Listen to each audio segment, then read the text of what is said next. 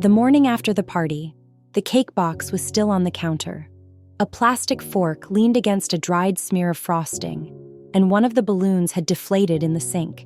It all looked like evidence of something cheerful that hadn't quite finished being celebrated, like joy had left the room before the guests did. Howard sat at the table in his slippers, circling the newspaper crossword with a pen that didn't work unless you pressed hard. "We never really got to talk to them," I said. He looked up. "Who?" "Nathan. Caleb. They came, they smiled, but it felt like they were visiting a waiting room." Howard tapped the edge of the paper. "You want to visit them today?" Number not visit.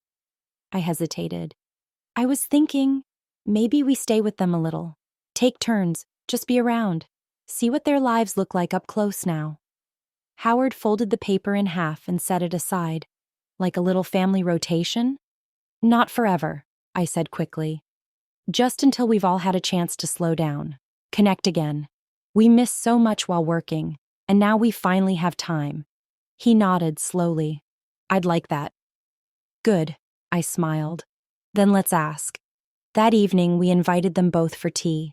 I made the lemon loaf Caleb used to love when he was 16, before Lacey told him sugar was suburban poison. Nathan came with a bottle of wine he forgot to open. Vivian complimented the wallpaper like she'd been paid to do it. We sat on the back patio as the sun disappeared between our neighbors' hedges. I made the offer gently, like handing someone a letter I wasn't sure they wanted to open. Howard backed me up. "Just a few weeks. First Nathan's, then Caleb's. We'd love to be around you more. We're not getting any younger." There was a pause. It wasn't long, maybe 2 seconds, but something in those 2 seconds shifted. It was like someone had dropped a pane of glass between us and them. Caleb blinked. Nathan coughed into his sleeve. Lacey smiled politely, and Vivian excused herself to take a quick call. "We'll be right back," Caleb said, standing too quickly and knocking over a teaspoon. From the kitchen window, I saw them gather near the back fence just out of earshot. It wasn't a discussion. It was a strategy meeting. Vivian had that narrow-eyed look she wore when she negotiated refunds at department stores. Lacey was nodding, arms folded.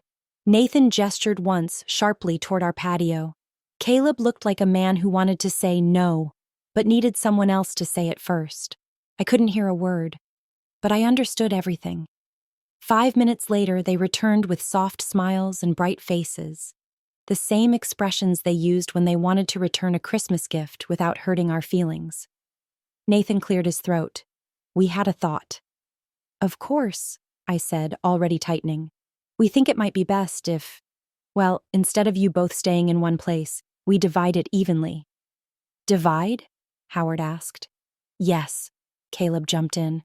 "You'll go with us, Dad. Mom can stay with Nathan and Viv. That way it's fair. No one gets overwhelmed." My teacup didn't rattle, but only because I gripped it too tightly to let it. "Separate?" I asked.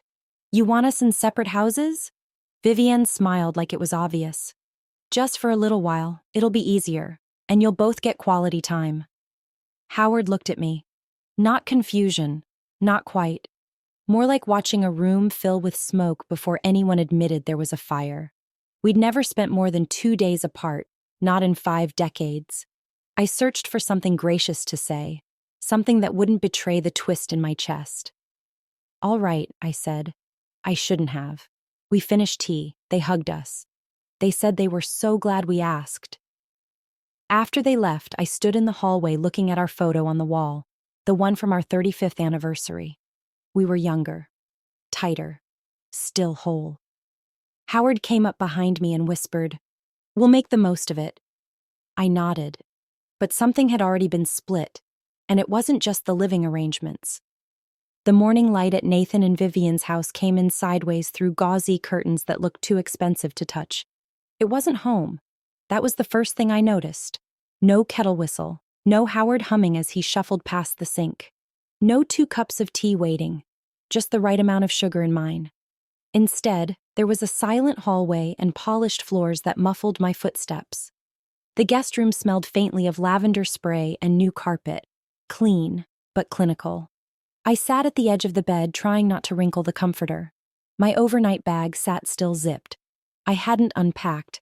I wasn't sure I wanted to. I reached into the side pocket and pulled out Howard's navy blue tie. Every morning for nearly 5 decades, I tied it for him. It wasn't about the knot. It was about the moment. I'd thread it through his collar and smooth the fabric. He'd smile, make a joke about how he should have learned to do it himself by now. Then we'd head off, me to the bank, him to the rail depot. The world always felt a little more manageable once his tie was set. Now, I held it in both hands and wrapped it gently around my fingers like rosary beads. No one had told me how loud mornings could be without someone to share them. A knock at the door. "Mom," Nathan's voice. "Breakfast in 5. I tucked the tie back into my bag, wiped my eyes, more from habit than need, and stepped out into the open-plan kitchen where Vivian stood arranging fruit like it was auditioning for a commercial. "Sleep well?" she asked without turning around. "Fine," I said. "Thank you." Nathan handed me a mug. "We only have oat milk, hope that's okay." "Of course," I smiled. We sat around their sleek island counter. No table, no ceremony. Vivian scrolled on her phone. Nathan sipped espresso from a cup the size of a thimble, and I tried to pretend toast with no butter was normal. On the counter, folded neatly beside a granite candle tray, was the morning newspaper. My fingers moved almost on instinct. I reached for it.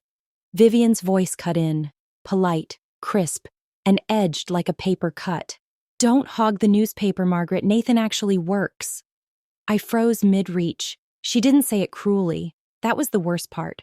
It wasn't cruel. It was dismissive. A statement tossed out like an old receipt, meant to be ignored, crumpled, discarded. Nathan didn't say anything. He sipped his coffee and kept scrolling. I slowly withdrew my hand. "Of course," I said. The same 2 words I'd used 1,000 times. At work, at home, in stores. Of course, of course, of course. Later I called Howard. He didn't pick up on the first ring, or the second. By the third I heard the familiar shuffle.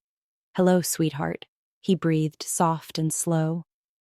I sat in the sunroom whispering like I might disturb the furniture. "How are you?" "They've got the thermostat set to Arctic, but I'm fine," he chuckled. "They feed you?" "A sandwich, pre-packaged, no mustard." I smiled. Then silence. It wasn't the kind of silence you find in comfortable pauses. It was a stretched-out, aching quiet, full of things we didn't want to say. "I miss you. I hate this. This was a mistake."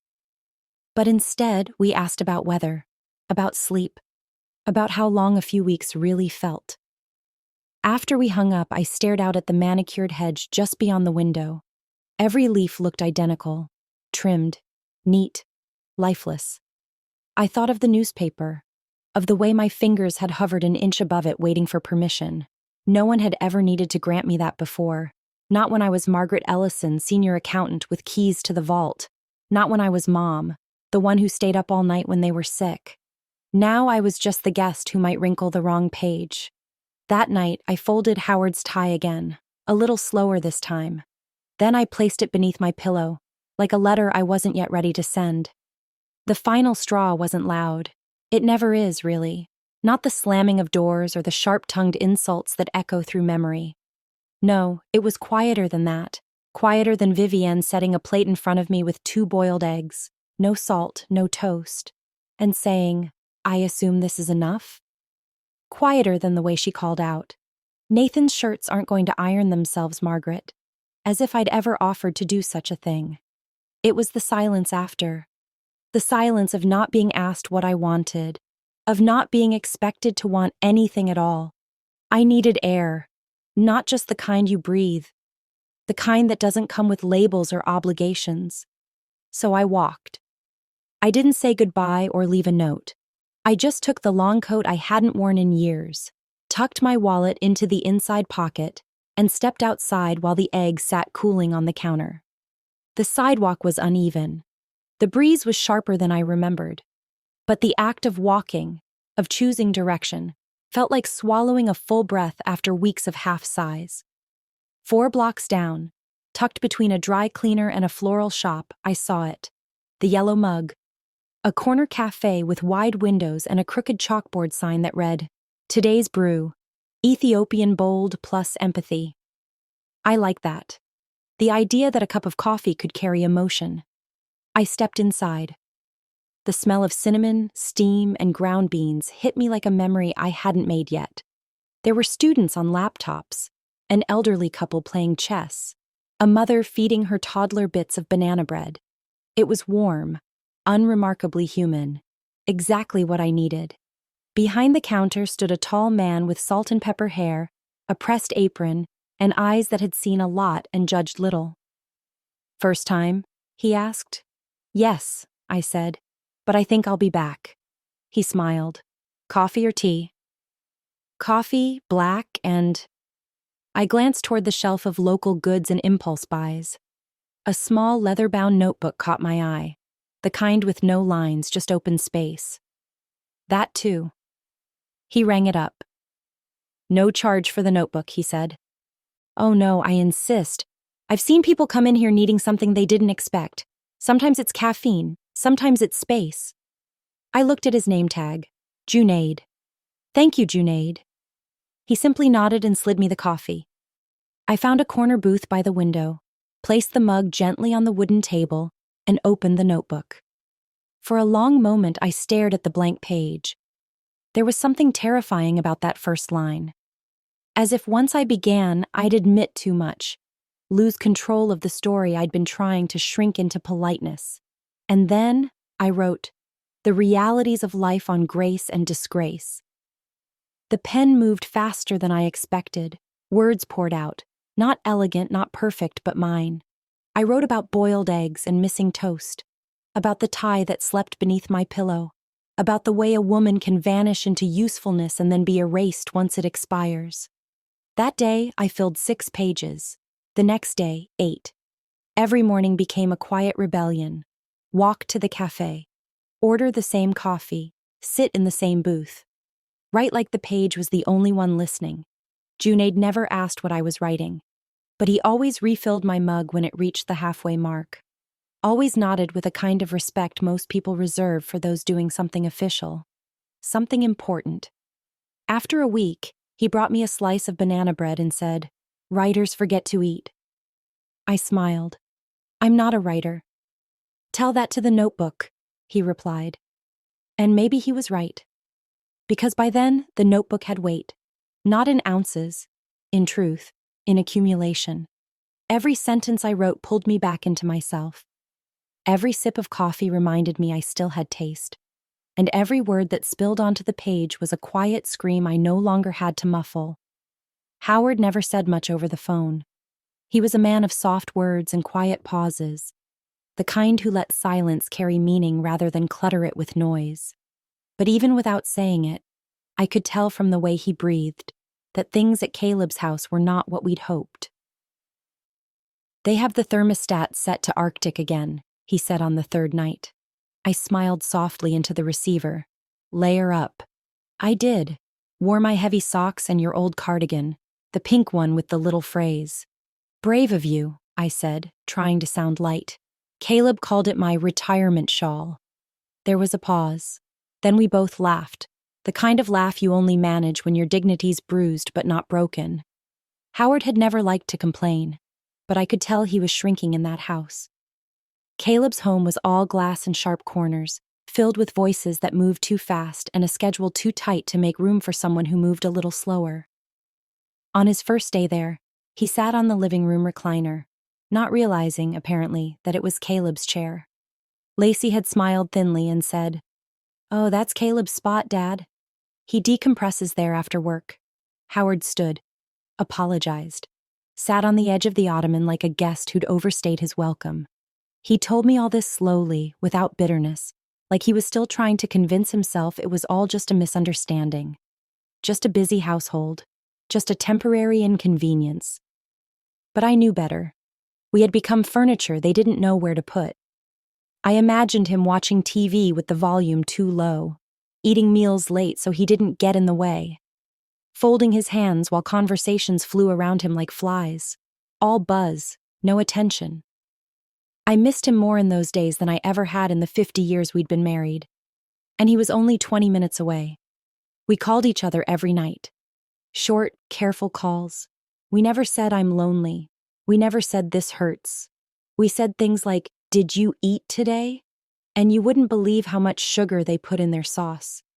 But underneath it all, there was a slow, steady ache, the kind that doesn't scream but lingers behind your ribs. One night, after Vivienne had gone to bed and Nathan was still in his office on another late call, I stepped out into the garden behind the guest room and dialed Howard. The moonlight hit the grass just enough to remind me what quiet used to feel like. "Hi, love," he answered after one ring. "Can't sleep? Can't pretend anymore?" "Same." For a while we didn't talk. We just listened to the sound of each other's breathing. And then, softly, like a secret not meant for the world, I said, "This Sunday, let's just meet." Howard didn't ask where. He didn't ask how. He just said, "I'll bring your tie." And I smiled. Not because I wanted to, but because I needed to. We weren't planning a rebellion. We were planning a reunion, one nobody had given us permission for. Because permission was never theirs to give. And marriage, I'd learned, wasn't about the vows spoken in church. It was about the quiet promises made between two people across 1,000 breakfasts and 100 wrinkled mornings. I went to bed that night with my coat already hanging on the back of the chair. The next page of my notebook lay blank, but waiting. And somewhere across town, Howard was folding that pink cardigan, not because he needed the warmth, but because it still smelled like home.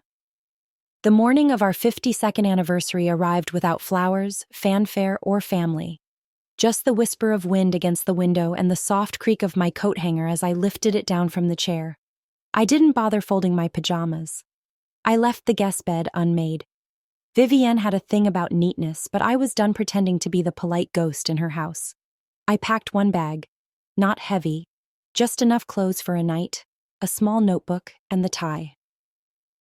Howard was waiting for me at the bus stop on 5th and Linden. He wasn't early. I wasn't late. We arrived like we always had, in rhythm, without announcement. He wore the pink cardigan, the one Lacey had said was too faded for brunch. I didn't hug him right away. We just stood side by side, hands in coat pockets, staring at the empty bench across the street like it held an answer we'd both forgotten how to ask. "Got the tickets?" I asked.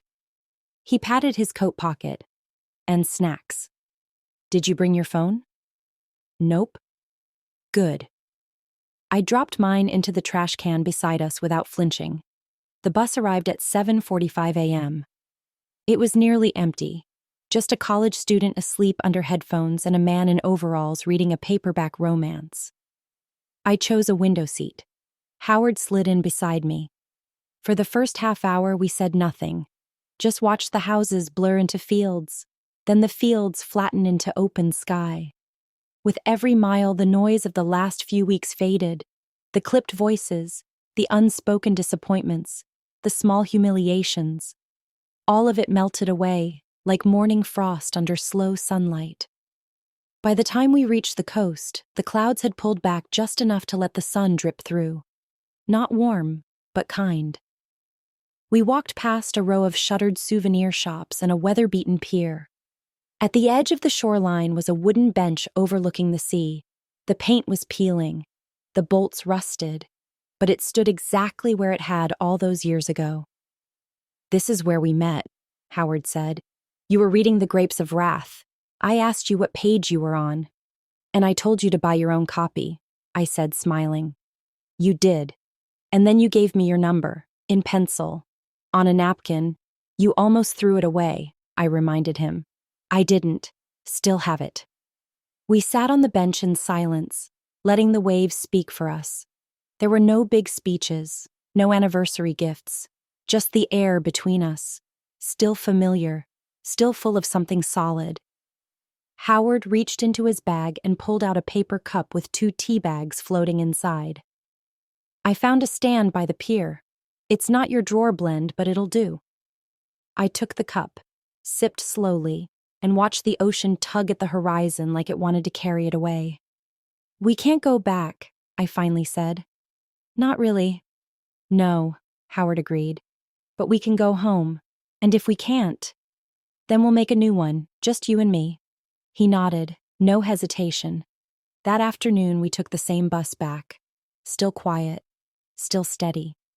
We didn't check messages. We didn't call to explain. We owed no one a timetable anymore. When we stepped through the door of our little house, I smelled dust. The kind that gathers when no one's around to open windows or water the plants. But beneath that, I smelled something else. History, hours. The curtains were half drawn, one slightly torn. The sofa cushions had slouched. The clock in the hallway blinked 12 o'clock like it had given up keeping track. It didn't matter. I dropped my bag on the floor, opened every window, and let the cold spring air rush through the house like a second chance. Howard turned on the kettle. No ceremony, no cake, just the simple peace of being home, together. I didn't notice the notebook was missing until the third day back home. We'd been busy resettling into the rhythms we used to take for granted. I washed the curtains. Howard dusted the windowsills. We rearranged the living room furniture. Not because it needed changing, but because we needed to believe we could still move things around in our lives. That morning, as I reached for the little red leather-bound book I kept by the kettle, I realized it wasn't there. The last time I'd seen it was 3 days earlier, at the Yellow Mug. I'd taken it with me after the anniversary trip, thinking I'd write a few more pages. But the ocean had left me full, and I'd forgotten the notebook on the table next to the sugar jar. I let out a quiet breath, both annoyed at myself and oddly detached. Maybe it was a sign to stop writing. Or maybe I thought the pages didn't need me anymore. Howard peeked his head around the door. "You all right?" "I left the notebook," I said. "At the cafe." He nodded. "Want me to come with you?" "No," I said. "I'll go alone." The walk to the Yellow Mug felt shorter than I remembered. Or maybe my steps had more purpose this time. The spring air had shifted into something warmer, softer, like the world was cautiously beginning to open itself again. When I stepped through the cafe door, the bell overhead jingled with a sound that felt unusually important. June had looked up from behind the counter with a grin that didn't quite match his usual quiet demeanor. "Margaret," he said, "you left behind something that seems to have stirred things up."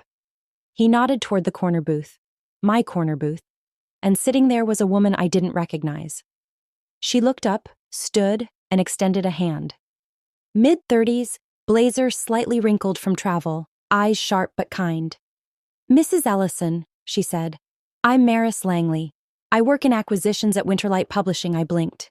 "I'm sorry. What?"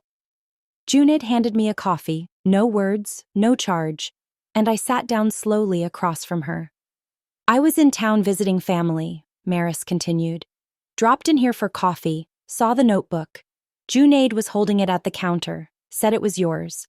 I flipped through, just to see the name, maybe drop it off." She paused, then smiled in a way that told me she was about to say something sincere. The kind of smile you don't put on for show. But I didn't stop reading. Not for an hour. Then I called my office. I stared at her, unsure whether to laugh, cry, or apologize for my handwriting. Maris opened the notebook to a folded page. "This one, where you described tying your husband's tie. That line, I tied it like a woman lacing her own spine together. That's not just writing, that's truth." I looked down at my coffee. "I didn't write it for anyone. That's why it works," she said. There was a silence between us then. Not awkward, reverent. "You've captured something I think a lot of women feel," Maris continued.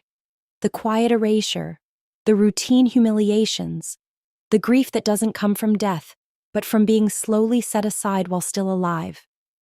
I didn't respond right away. My hands wrapped around the coffee cup, grounding me. "I don't know anything about publishing," I said finally. "You don't need to. I'll walk you through it." "I'm 75. Exactly.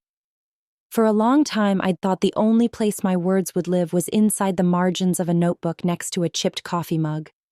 But here was this woman, professional, sharp, barely old enough to remember rotary phones, telling me those same words could live somewhere else. Maris leaned forward. With your permission, I'd like to show this to my team. If you say no, I'll respect it completely. But I think people need to read this. I didn't say yes. Not right away. Instead, I reached into my bag and pulled out Howard's tie, the one I hadn't needed since the bus ride. I smoothed the crease with my thumb. Then I looked up and said, "Let's see if the world is still listening." It arrived on a Thursday, tucked inside a thick envelope with Winterlight Publishing printed in soft gray lettering at the corner. There was no bow, no gold seal, just clean paper and a quiet weight. I opened it at the kitchen table where Howard was peeling an orange with the precision of a man trying to keep his hands busy while pretending not to watch. Inside was a check, 6 figures, my name on it, not from a bank I worked for, but from one that wanted to pay me, for words. Howard leaned over, squinting. "Is that real?" "As real as your pension," I said, folding it back into the envelope like it might dissolve if exposed too long to the air. His eyes widened. "I thought they gave small advances, a few thousand, enough to make you feel published, not paid." "They called it competitive bidding," I said, still dazed. "Apparently Maris showed it to a few people. It resonated." He smiled like he didn't know whether to be proud or stunned, probably both. "I wrote it with a dollar store pen," I added. Howard chuckled. "We should frame the pen." Within 48 hours, the phone started ringing. Not the house line. We'd unplugged that months ago. But the old flip phone I kept for emergencies buzzed to life with names I didn't recognize. "Hi, this is Anya from NPR's Late Bloomers series. We're from the Morning Bench, a daytime segment focused on senior authors. We'd love to feature you on Women Over Words. It's a podcast for memoir writers." One call came from a literary reviewer in Boston who said, "I just want to shake your hand. Your line about being folded into someone's schedule like laundry. I felt that in my bones." Another woman emailed to say she read the manuscript in one night, then left her husband the next morning. And just like that, the little red notebook that had been born in a cafe corner began circulating as something else entirely. A book. The cover was minimal, off-white, matte, with the title pressed in embossed letters that felt like braille under my fingertips. The Realities of Life on Grace and Disgrace, by Margaret Ellison. It was strange seeing my name there. I had signed thousands of checks in my life, countersigned documents, filled out payroll forms and tax affidavits and pension withdrawals. But this was different. This name wasn't administrative, it was personal, raw, not senior accountant Margaret Ellison. Just me. We placed the first copy on the mantel between Howard's railroad retirement plaque and the anniversary photo our sons had forgotten to frame. That night, as we ate dinner, I could feel it glowing behind us. Not physically, just spiritually, like a candle we didn't need to light to feel warm. Howard looked at the book, then at me. "They still don't know, do they?" "Who?" I asked, knowing exactly who. "Nathan, Caleb, the wives." "No," I said, "not yet." He leaned back, hands behind his head. "But they're in there." "Every line," I replied. "And between them." He let out a low whistle. "You didn't name names. But if they read it, they'll see themselves," I said. "If they have the courage to look." We didn't say more after that. Just let the evening pass gently, like a page being turned with care. The next morning, the local paper ran a headline: "Former banker becomes breakout author at 75. A grainy photo of me from the cafe, eyes focused, pen midair, sat beside it. By noon, the bookstore downtown had sold out of pre-orders. Maris called to say they were fast-tracking the print run. She laughed and said, "Apparently the world's starving for truth wrapped in grace." Howard made tea. I opened my email and saw a note from a woman in New Zealand. She had 3 daughters, hadn't spoken to them in months. She thanked me for giving her the words she couldn't find herself.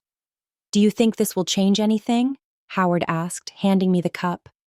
Not for them, I said, staring at the window. But for us? I smiled. Everything already has. I didn't go on any of the morning shows. They called, of course, producers from Sunrise Today, The Hour with Holly, and a dozen others who wanted a smiling 75-year-old with a moving backstory and a soft voice. They all used the same phrase, heartwarming, as if the truth in that notebook had been written with cinnamon and honey. But my story wasn't sweet, it was sharp, clean, undeniable. So I declined. I didn't write it for clapping segments and coffee mugs, I told Maris when she forwarded the latest request. She laughed. You've officially become the most politely elusive guest of the year. I agreed to just one appearance, a quiet literary summit in Vermont, hosted in a converted barn with mismatched chairs and bad lighting. That felt right. Honest. But I wasn't hiding. Not exactly. The book had taken on a life of its own. It spread not through broadcast, but through whispers, from daughter to mother, friend to friend, stranger to stranger. Clips of highlighted passages made the rounds on social media. People posted dog-eared pages beside their coffee mugs and wrote captions like, "I've never underlined so much in my life. My mother cried reading this. I think I just saw myself for the first time." The quote that spread fastest was from the third chapter. A line I had written without thinking, in a rush of memory and restraint. Sometimes the deepest betrayals wear family names. Someone printed it on a background of soft wildflowers and uploaded it as a phone wallpaper. A teacher read it aloud in a viral TikTok, eyes watering halfway through. An influencer used it as her email signature. Meanwhile, our mailbox overflowed. Cards from strangers, letters from women who had never written anything down until now. Some were short. Thank you for writing what I couldn't say. Others were pages long, each sentence a knot of pain unraveling itself. Howard stacked them carefully in a shoebox and labeled it Real People. And then, one afternoon, it happened. The family WhatsApp group, long dormant, more a shared relic than an actual thread, pinged for the first time in nearly a month. Nathan. Mom, did you write this book that's going around? Caleb. The one about families and retirement and all that? Lacey. Everyone at my work is talking about it. You're trending, literally. Vivian. Is this why you disappeared that Sunday? I read the messages once, then again. Howard leaned over, peering at my phone. And so it begins, he muttered, sipping his tea. I didn't respond, not right away. I needed them to sit with the not knowing, the discomfort of being the ones outside the story. But I could imagine their panic. I could see Nathan's eyes scanning the chapters, looking for his name. I could picture Vivienne counting the implications like receipts in a dispute. Caleb would probably try to explain it away. Maybe call it a creative memoir. And Lacey, well, she'd keep the group active just long enough to stay in the loop. They had all been waiting for my usefulness to expire. Now they were realizing that absence doesn't mean silence, and love does not always translate to forgiveness. The woman they had ignored, reduced, and sidelined now sat on bestseller lists next to people with ghostwriters and six-figure promo budgets. And all I had was a notebook, a pen, and enough truth to tip the balance. Later that night, I showed Howard a photo someone had tagged me in. A library display in Minnesota with a hand-lettered sign. Grace and Disgrace. Stories that refuse to be forgotten. Not bad company, he said, patting my knee. Not bad at all. I turned my phone over, letting the screen go dark. There was nothing more to say, at least not in that family thread. They'd read the rest soon enough, the parts where they weren't named but fully seen. And when they did, they'd understand just how loud quiet people can be. Vivian was the first to suggest attending the summit. She brought it up casually, over breakfast, the morning after Margaret's book hit its third bestseller list. A fork in one hand, her phone in the other, voice just light enough to sound supportive. We should go. I mean, it's family. And she's speaking, right? It would look odd if we weren't there. Nathan glanced up from his screen. It might make things worse. You know how she gets when she's being dramatic. Dramatic? Vivian's brow lifted. She wrote an entire book. About us, Nathan. You don't think that's already worse? Across town, Caleb and Lacey were having a nearly identical conversation in the garage while reorganizing their forgotten holiday decorations. She'll forgive, Caleb said, holding a plastic tub labeled Tree Skirt, 2016. She always has. Lacey snapped the lid shut. It's different now. She's still Mom, same Margaret, same guilt circuit. Lacey hesitated, brushing dust from her fingers. Have you actually read the book? Some of it, Caleb replied sheepishly. Just enough to know we're in it. Well, we look horrible. We didn't do anything wrong. Lacey looked at him flatly. We separated two 75-year-olds who had been married for 5 decades, so we wouldn't have to deal with them, and we let your father eat microwave sandwiches on a patio folding chair. Caleb rubbed his temples. So what do you want me to do? Apologize, she said. But do it carefully. She's famous now. There's press, eyes. Meanwhile, in a private group chat titled Summit Game Plan, the 4 of them coordinated everything from what to wear to what to say. Vivian insisted on pearls, respectable, approachable, not too flashy. Lacey suggested they arrive early. We want to be seen supporting, not reacting. Nathan rehearsed lines in the mirror. We're so proud of you, Mom. You've always had a gift and we just didn't see it before. Caleb practiced his version too. You taught us so much, we were just too busy to realize. Nowhere in their planning was there room for discomfort, for ownership, for grief. This wasn't about repair. It was about damage control. The summit would be recorded, photographed, tweeted, and somewhere in the anxious corners of their minds, another concern had begun to form. Quiet, like a draft through an old house.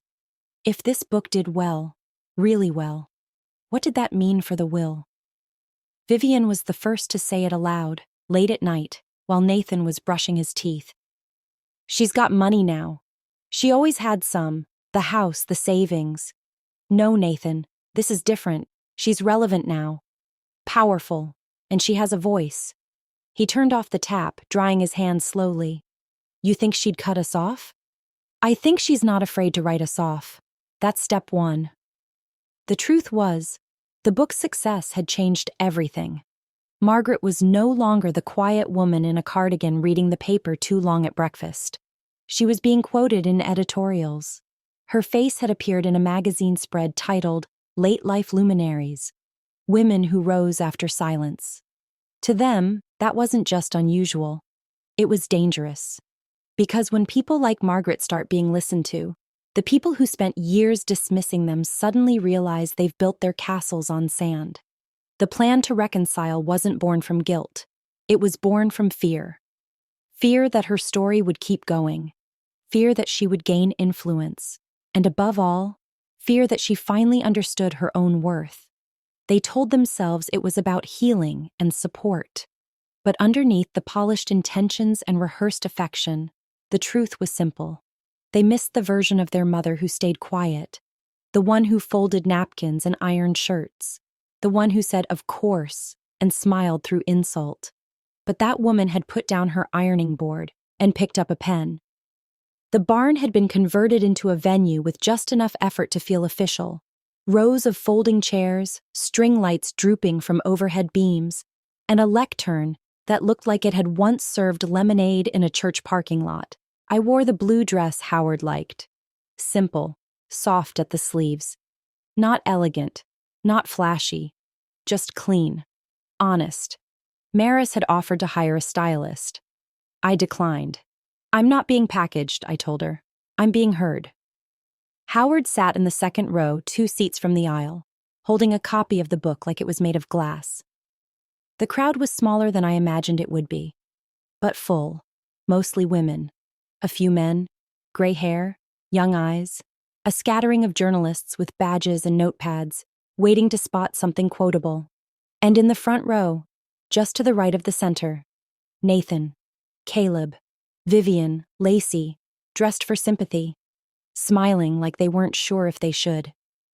I stepped up to the lectern, gripping the edge with both hands, The mic gave a soft squeak and then settled. I took a breath.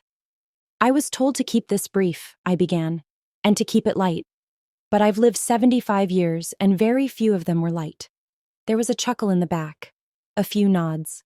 I'm not a writer, I continued. Not by profession, not by education. I don't have an MFA or a publisher's pedigree. I wrote this book at a cafe near my son's house because I didn't know where else to put the weight I was carrying. I paused, letting the quiet settle. I wrote it for the women who are always the last to eat, the first to sacrifice, the ones who shrink themselves to fit into other people's plans, and then get told they're lucky to be included at all. No one moved. I scanned the crowd but didn't lock eyes with anyone, especially not the front row. I didn't write this story to expose anyone. I wrote it to reveal something about what happens when loyalty is mistaken for silence, when care becomes currency, and when women forget that their lives, their whole lives, are not footnotes to someone else's. I could feel the air shift, the kind of collective inhale that means someone's heart is cracking open. I looked down for a moment, then back up. I don't need to name names. If the words fit, they fit. A few hands covered mouths. One woman let out a quiet, mm-hmm. Vivian stiffened. Lacey glanced sideways, blinking too quickly. I closed the book in front of me. I hadn't read from it, I didn't need to. The truth was already out. I didn't come here to be celebrated, I said. I came here to remind you, and myself, that it's never too late to tell the truth. Even if your voice shakes, even if your hands tremble, even if the ones who hurt you are sitting in the front row. Silence. Then someone stood, then another, and another. The crowd rose like a tide. Quiet, strong, unwavering, no whoops, no cheers, just the sound of hands meeting in reverent applause. Cameras flashed, journalists scribbled, but I didn't look at them. I looked at Howard. He gave me the smallest nod, one he'd given me hundreds of times before. Proud, steady, home. And just over his shoulder, my son sat in silence, smiling, but no longer sure how to pretend. Backstage smelled like cold coffee, makeup powder, and the nervous pacing of people who'd said too much or not enough. A folding chair waited in the corner, draped with a shawl I didn't recognize. Someone had left a half-eaten granola bar beside a stack of complimentary tote bags. I sat down, smoothing the skirt of my blue dress, letting the applause echo through the wood-beamed walls like distant thunder. Somewhere out front, Howard was waiting. I imagined he was doing what he always did after something big, looking for a quiet place to make sense of it. But before I could gather my breath, I heard them. "Mom?" Nathan's voice came first.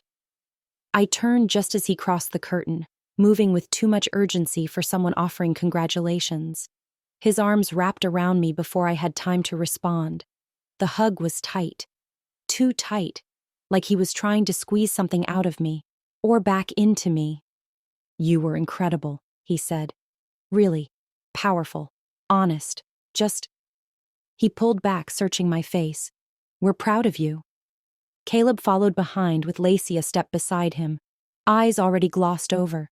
She dabbed at the corner of one with a tissue, the way women do when they want emotion to look manageable. "We didn't know how to handle everything," she said softly. "Your retirement, the transition. We thought we were helping." Vivian hovered near the doorway, arms crossed in a way that looked folded but not closed.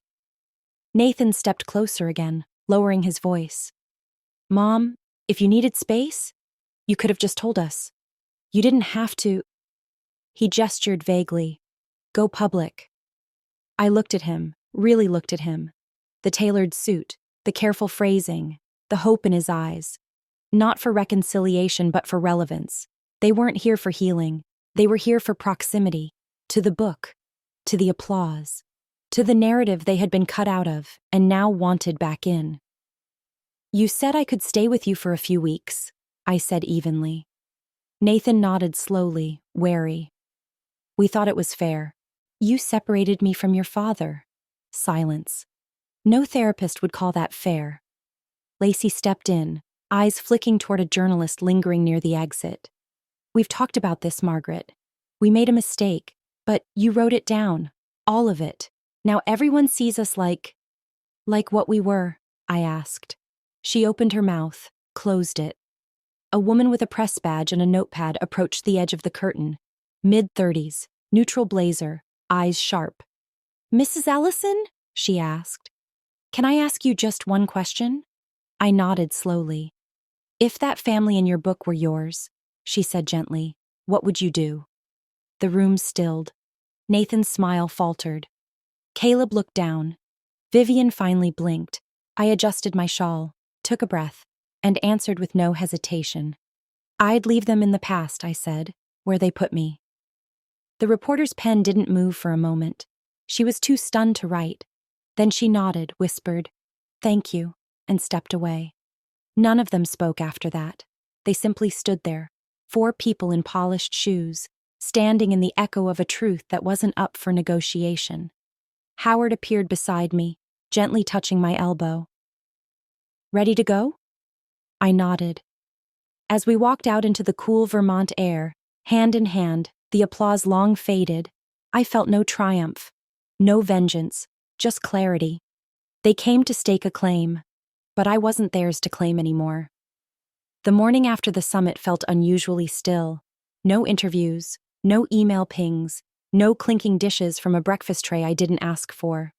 Just our home, sun pooling gently through the lace curtains, the kettle hissing softly in the kitchen, and the quiet pulse of peace returning. Howard stood at the hallway mirror, holding his navy blue tie in both hands, fingers fumbling with a loop that never quite came together. "I think I've forgotten how," he said with a crooked grin. I walked over, brushing his hands aside gently. "Let's do it together." We stood face to face like we had hundreds of mornings before, except this time, he placed one hand on my shoulder, grounding me, while I folded the fabric like memory. He still leaned in slightly, just like he used to, not because he had to, but because it brought us closer. As I pulled the final knot into place, he looked at me through the mirror. "Perfect," he said. It wasn't. It was slightly off-center, the fabric creased where it shouldn't have been. But the tie wasn't about symmetry, it was about us, and the rituals no one ever noticed until they were gone. I turned toward the kitchen table, where today's newspaper had been placed beside my tea, folded neatly, without fuss. The front page headline read, "Truth on Her Terms, Margaret Ellison's Story Rewrites the Ending." Beneath it, a photo taken just after the speech, me at the lectern, one hand on the book, the other steady on the mic, not smiling, just certain. I studied the image for a long time, the same way I used to study my bank statements, with quiet precision and a touch of disbelief. Taped to the edge of the front page was a small yellow post-it, Howard's handwriting unmistakable in its slanted patience. "Don't let anyone take this from you again." I ran my fingers over the note, not to smooth it, but to feel it. To remind myself that the power wasn't in the page, or the headline, or even the speech. It was in the living room. The getting back up. The walking out of someone's version of your life and writing your own instead. Howard returned from the hallway, still adjusting his tie. "You going to keep that one?" he asked, nodding toward the paper. I folded it, neatly this time. "Yes," I said, "and the note too." We sat down together at the table, same chairs, same mugs, but nothing was the same. And for once, that was a gift. The room was brighter than the barn in Vermont, all soft whites and high ceilings, with rows of women in every shade of gray, gold, and fire. Some held notebooks, some tissues, some just held each other's hands. The Women's Authors Conference wasn't glamorous. It didn't need to be. It pulsed with something older than applause, something deeper than fame. It pulsed with recognition. When I was introduced, they read from the back of the book jacket, but not the part about sales or bestsellers. They quoted the second line I'd written in my very first notebook. "The first grief a woman survives is forgetting she mattered." I stood and walked slowly to the podium. The lights above me were soft, gentle, like they knew how to light someone who'd been told to stay in the background. My speech wasn't long. I didn't need it to be. I said I hadn't meant to become anything more than a woman with a pen and a little too much heartache. I said I hadn't lost a family. I had found myself. And that was the truth. The sharp, hard, beautiful truth. When I finished, the room stood, not all at once, but like a slow wave rising from the center outward. No shouting, no thunderclaps, just people standing for a woman they saw, maybe even for the woman they used to be. Later, in the signing hall, they brought books to my table with post-it notes already stuck on the page that had changed them. A woman with silver braids leaned in and whispered, "I read this to my daughter." Then I told her about my mother. We cried. Another, no older than 25, held her book tight and said, "I didn't know what was happening to my grandmother until I read this." I signed every copy slowly, with care. And on one of them, a plain paperback handed to me by a woman who looked like she hadn't spoken her truth yet, I paused and wrote, "To the next woman who thought she had no story." It was at that conference that I announced the donation. Half the book's proceeds to fund a national trust for elder women's legal aid. I didn't say it to look generous. I said it because I meant it, because the women in that room didn't need charity. They needed defense. They needed the same thing I'd found in a corner cafe with a notebook and a warm cup of coffee. The space to be believed. My face would later appear on a banner that hung over the conference website with the words, "Not a rebel, a witness." And that felt right, because this wasn't revenge. It was remembrance. The taxi dropped me at the corner. I asked the driver not to pull into the driveway. I wanted the last few steps to be mine. Alone. Quiet. Homecoming on my own terms. It was early evening, the kind of dusky, gold-tipped light that makes even the weeds look like something worth keeping. Howard had left the porch light on, but something else waited by the front gate. A box. Medium-sized, wrapped in thin white ribbon, sitting neatly on the stoop like a student waiting for permission to speak. I didn't need to open it. I already knew what was inside. Apology gifts. Probably a photo album. A scented candle. Maybe a card signed with words like healing, moving forward, or starting fresh.